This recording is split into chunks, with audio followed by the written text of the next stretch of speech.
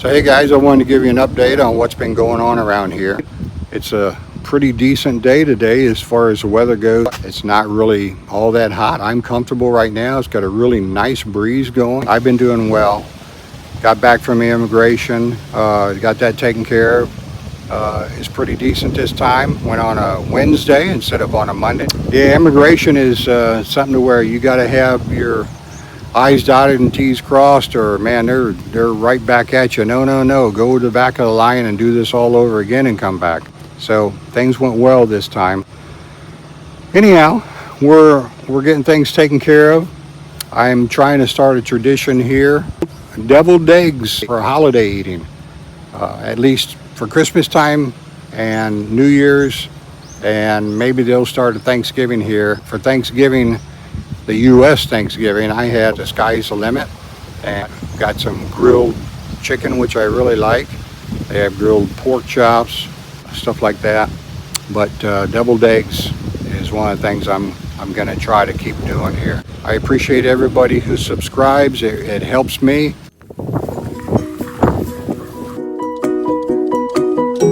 This is the starting of our playground.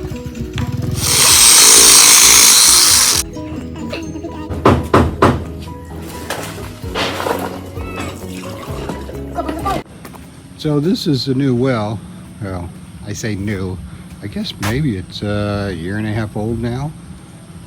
We have a nice submersible pump in there. It has a float switch inside the well itself. So if you get a low level, this pump will not run. It will not start. And if it's running, it'll shut the pump off if you have a low level. So I have it preset to where it shuts off probably about 6 inches before the suction of the pump itself. Now that pumps up to this tank here. That's 1,500 liters or about 400 gallons. And that is where the level switch is that turns on and off the well pump. So if it gets low, the pump comes on. When it gets up to its normal high level, it shuts off.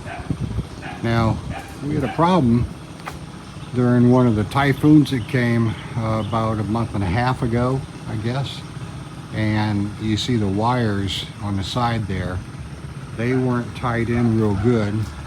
And the winds were so strong, they ripped the wires loose. And we came out in the morning and the tank was just overflowing. So the switch wasn't working. So we had to shut the pump off, the main breaker, and because there's a ladder to climb here, and it's really the thing I'm not supposed to do is be climbing with my replacement knees, and it's just a bad spot.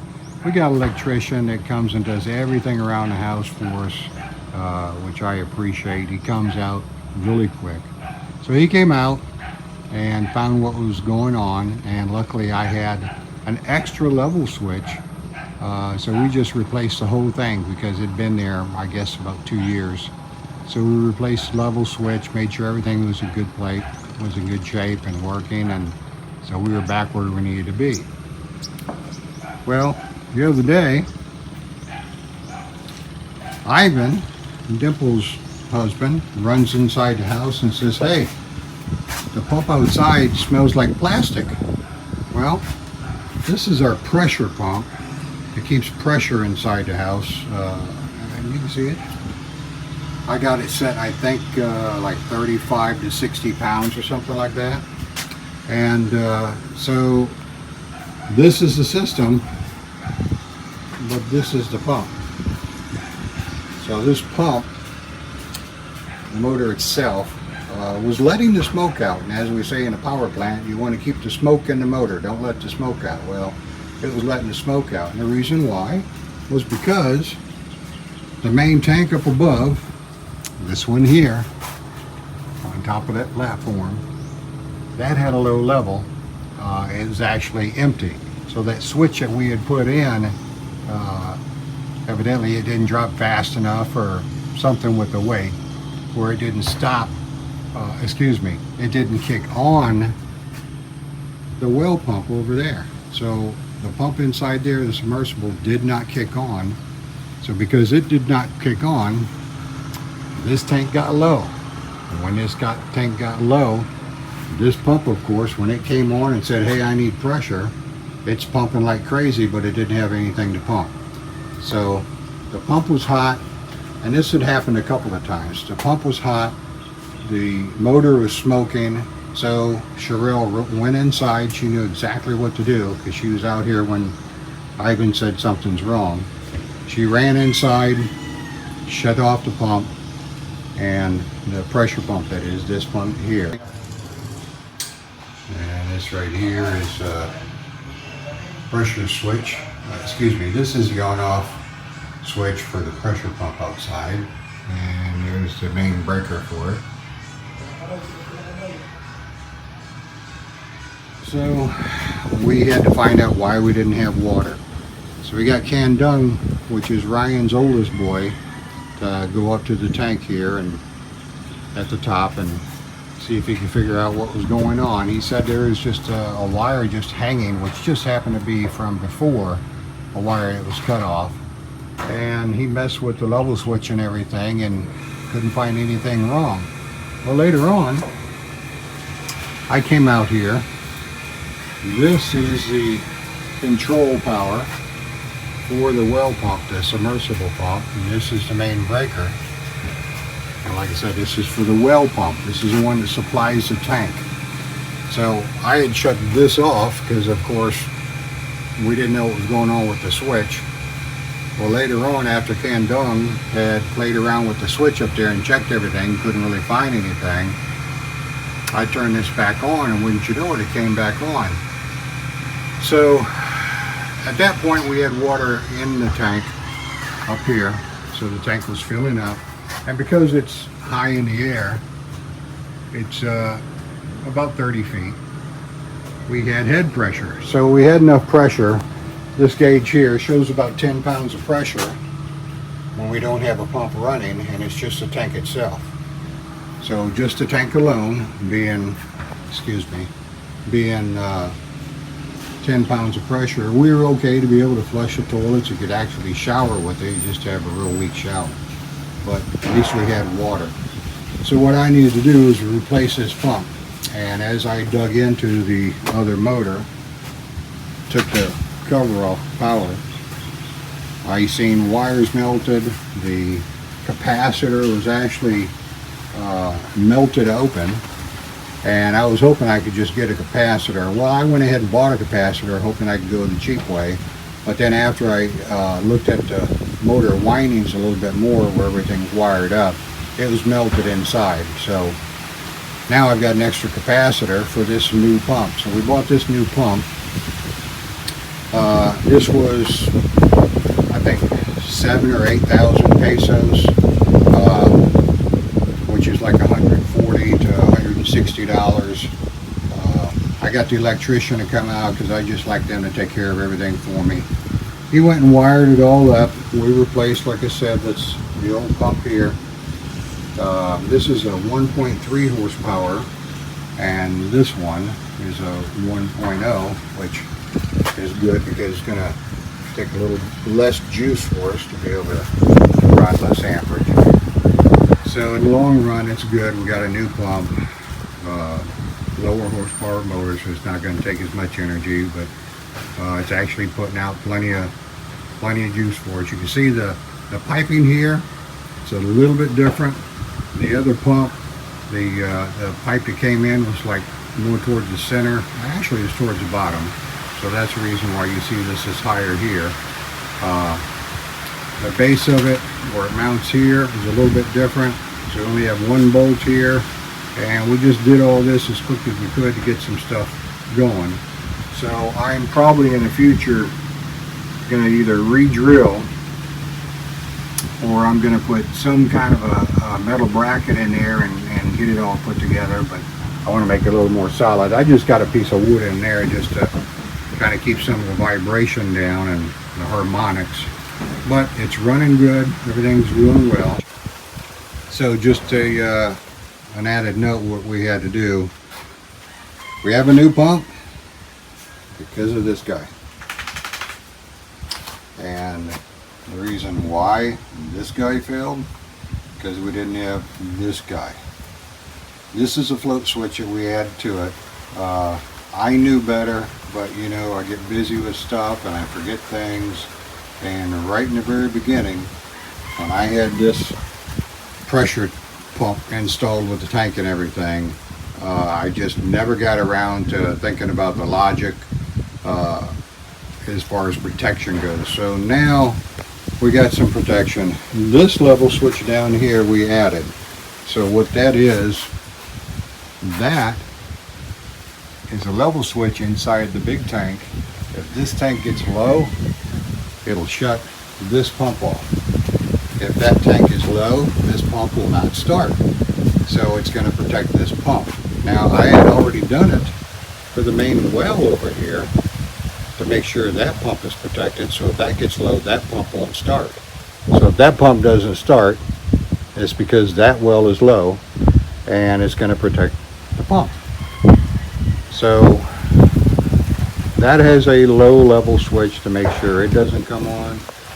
And now this pump has a low level switch where its source of water comes from, the tank up above, to where it will not come on if it has a low level in the supply to it.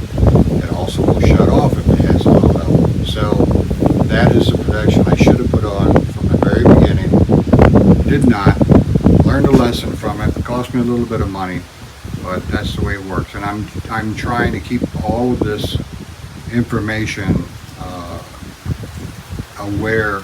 Everybody will be aware of it. So in the future, they won't have any issues, or they'll know where to work. If something's not running, they can look at the logic and find out the different things that'll keep it from running. So it's one of the things I have to say. If it wasn't for the power industry, I would never thought of it. Well, not like I do today. But good things do happen, I guess, when you're retired because of what you learned in the industry. So anyhow. So the other situation we had, which was actually the first situation, was a washing machine, and plug it in, start the washing machine. It would start to rotate a little bit or agitate, and then it would go into the drain cycle. Then after it finished draining, that was it. It was just kind of in standby mode. And that had been happening off and on. You couldn't shut it off. If you hit the power, it wouldn't go off. But that had been happening off and on for, I guess, a couple of months. But then finally it just decided it wasn't going to do anything else. So, there's some bananas hanging. So this is where we keep our wash machine. You can see the reason why this is covered up. We don't want frogs. Frogs like to get underneath here for some reason. So, and of course, we try to keep it clean. And what you're looking at now is a new washing machine. Because the other washing machine, like I said, it just decided to just take a break. It isn't really dead, it just kind of took a break. I did a lot of research online and found out, you know, I'm looking at washing machines with having problems and what the code is and stuff like that. And Samsung was the name brand of the washing machine that we had. And online, I think about 80% of all the washing machines that had problems were Samsung. Now this is all the electronic digital display, and I was trying to see if I could find the old type, just a top loader, and this is a top loader, and the other one was too. Trying to find a top loader that just had the dial, you know, the turning handles instead of digital, and we couldn't find that. I don't know if they just don't make them. The only ones they do make like that are kind of like plastic, all plastic. This is the new one. It's a pretty good size. It's 13.5. Like I say, we try to keep it covered up. It is a top loader, but this is a Panasonic. And I didn't see any Panasonic online that had any issues when I did a search on washing machine problems. And So anyhow, we bought a Panasonic. It's 13 or 13 and a half, I forgot, I just looked at it. Kilos, which is pretty good size. The other one was only 8. Now the other washing machine is at the shop where we bought this. We bought this at the store, and they also do repair, which we didn't know. So they delivered this one to us, and then they took the other one back, and they're supposed to be looking into it and find out what's going on with it. So where I was, I believe, is this board right here is just a temporary board in place to keep frogs from trying to get inside here and get underneath the washing machine. So what we're going to do, going to build this wall out just a little bit farther, and then I'm going to put a screen just across the front of the washing machine, a real fine screen, just to keep critters from getting back in the back and underneath. As they say, you know, you don't want anything up inside your washing machine. It's going to eat wires or something like that. Now if we get the other washing machine back and everything's okay, then I'm going to build another one of these. I'm going to bring out here, and of course come back this way. So we'll have 2 washing machines here, because there's a lot of laundry that's done every single day. So yeah, this was the purchase we kind of had to make. Just had to bite the bullet. I think it was right close to $600. The warranties here, the warranties, you got 10 years on the motor. So we got the big generator here, the diesel. Don't like to run this too much. I think it's like 1.25, 1 1/4, a little over, 1.15, something like that, of liters of diesel that we run an hour on this thing. So I try not to use it if we don't have any big loads. And the only big load we have is the well pump, the pressure pump, the refrigerator, and we have a small freezer and an air conditioner, and of course all the lights are fine. But when you run the pressure pump and the big well pump, you know, to fill the tank, this thing will work. It'll take care of it, but our small generator will not take care of it. The little gasoline generator, it's only 2,000 watts, and I usually set it up out here. And we just got 9 gallons or 9 liters of gasoline for that, for the little bitty generator. I'd rather run that. Like I said, it'll run for 4 hours. I think on 2 liters, close to 2 liters. So it uses half the amount of fuel. But of course you can't run the big loads. But once that tank is full up there, then we still have pressure, head pressure, so we can flush toilets, we can shower if we have to, and you have water to even wash. We're not going to use the wash machine, of course, but you can. It doesn't take up that much. What else? Well, it's like this needs a little bit of cleaning, but we've been doing a little bit of upgrading. Got new wheels or the mags put on this to try to match the red emblems and everything.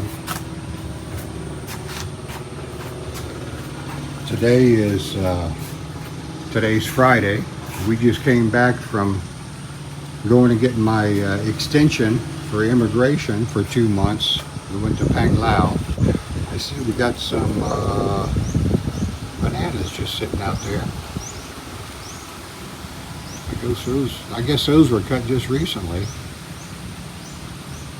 Turning yellow already. Our coconuts way in the back on the property, which is back that way.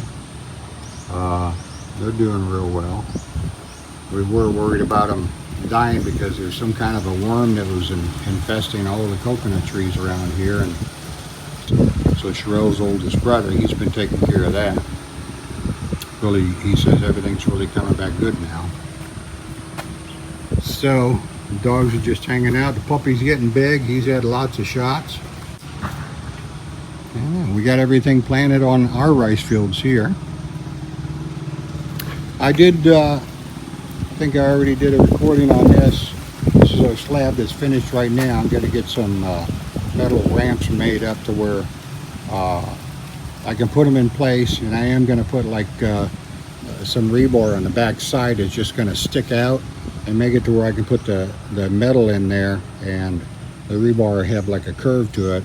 That way you have a slot that we can just slide the metal ramps onto, and you can move them in different areas to spread them apart wherever you want them. That way I can just take out the metal ramps when I want, and just I'll probably hang them up here where the carport is, like the hoses up here. This roof is nice now, and you can see this is the fields have been planted now.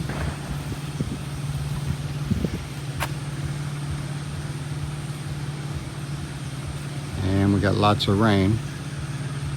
Like I said, we have a low pressure system coming, so they say it's not going to be a typhoon, but it's enough to really keep things wet. Now this is what they call a turtle.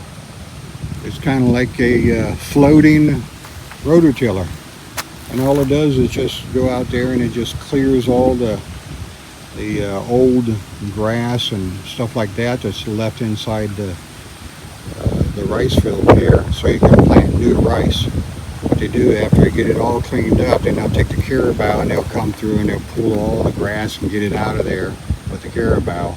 That way it's all clean, and then once it's all clean, they'll get the level down to where it's just a couple of inches. The water will be a couple of inches above the soil, and then they'll have a rake that has these fingers. I think it's like maybe 10 wide, evenly spaced, and they'll just make a line all the way down here, and it gives them a guide of where to plant all the rice when they're planting the baby rice.